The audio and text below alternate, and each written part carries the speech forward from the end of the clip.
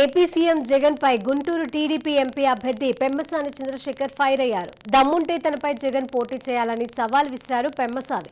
గుంటూరులో జగన్ తో పోటీకి తాను సిద్ధమని అన్నారు. టీడీపీని ఓడించడం జగన్ వల్ల కాదన్నారు ఆయన.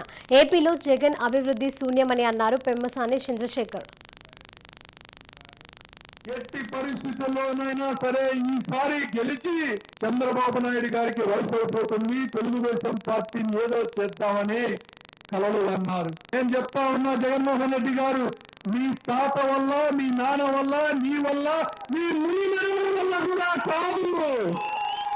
తెలుగుదేశం పార్టీని కానీ, లోకేష్ బాబు గారికి కానీ, చంద్రబాబు నాయుడు గారికి కానీ మేము ఉక్కు కవచాల్లో నిలబడతామని మీకు తెలియజేస్తా ఉన్నా. నేను అంటాడు 175కి 175 కొడతాడంట. సరే, మనగాడు కదా, రా గుంటూరులో పోటీ చేయి.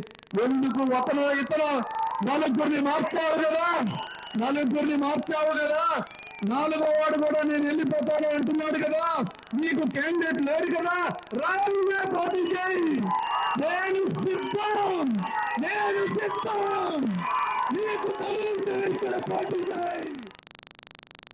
జగన్మోహన్ రెడ్డి గారి పరిస్థితుల్లోనైనా